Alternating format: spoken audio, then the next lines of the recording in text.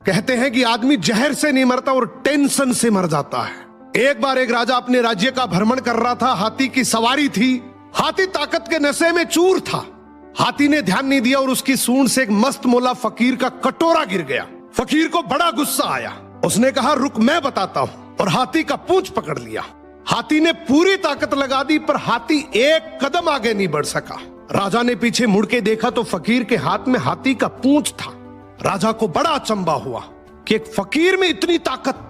राजा फकीर के पास गया और बोला, आपकी जगह फुटपाथ पे नहीं, आपकी जगह तो राज दरबार में होनी चाहिए। आपको कुछ नहीं करना, केवल राज दरबार के राज मंदिर में एक दीपक जलाना है, सुबह 4 बजे उठना है और आरती करनी है।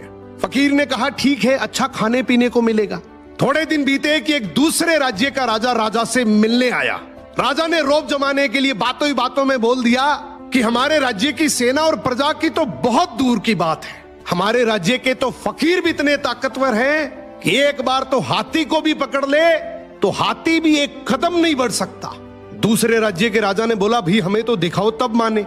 राजा ने फकीर को बुलाया और कहा, नाक का सवाल है, ध्यान रखना। फकीर ने कहा, ठीक है, हाथी को बुलाओ। फकीर ने हाथी का पूंछ पकड़ा मगर इस बार पासा पलट चुका था। हाथी फकीर को घसीटते हुए ले गया। ये देखकर राजा को बड़ा अचंभा हुआ और फकीर से बोला कि जब तुम फुटपाथ पर रहते थे, रूखा सूखा खाते थे, तब भी तुम में इतनी ताकत थी। अब तो तुम राज दरबार में रहते हो, 56 प्रकार के भोजन करते हो, फिर ताकत कहां गई? फकीर जोर से हंसा और बोला, राजा जी, ताकत को टेंशन खा गई। पहले मेरे कोई टेंशन नहीं थी, कब उठना है, कब जागना है, कब सोना है। अब रात को सोता हूं तो टेंशन लेकर सोता हूं कि सुबह 4 बजे उठना है, दीपक जलाना है, आरती करनी है। टेंशन मेरी ताकत को खा गई।